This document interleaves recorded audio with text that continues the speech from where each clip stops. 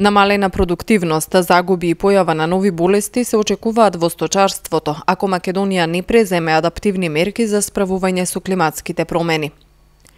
Науката предлага подобрување на расната структура, унапредување на менаџментот на фармите, воведување специфични режими на исхрана и подобра здравствена заштита на добитокот. Што значи 20% храна помалце, 20% млеко помалце.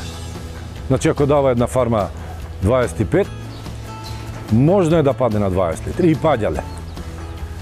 Интервенциите нема да дојдат до 25, ама интервенцијата може да покрие барем некој си наместо 20 да дојдеме до 10% загуба. И тоа е реално. Најквалитетната кабаста храна да иде во летниот период.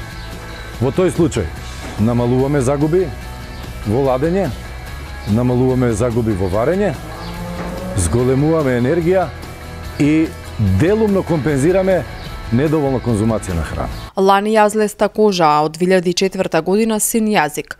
Ова се вектор преносливите болести кои пред една декада и повеќе ги немало на нашето поднебје, но поради климатските промени и движењето на преносителите се вратија.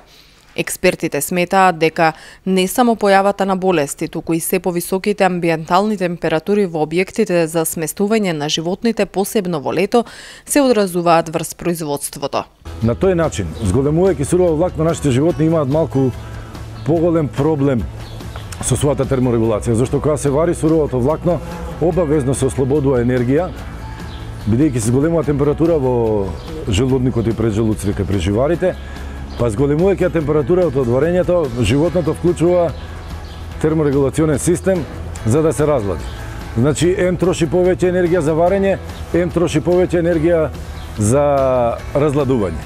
И автоматски дури се случува да можат и да слабеат у текот на летото, бидејќи некој и троши од својата енергија за да се разлади. Предвидувањата на УХМР се дека до 2025 година просечната температура во земјата поради климатските промени ќе се зголеми за 1,2 степена, а врнежите ќе се намалат за 4%. До 2100 година проекциите за зголемена температура се за 3,9 степени, а намалени врнежи за 19%. Во југоисточниот регион одгледувањето на добиток било најмало во 2009 година, со најмал удел во бруто земјоделскиот производ, а најголемо во 2015 година.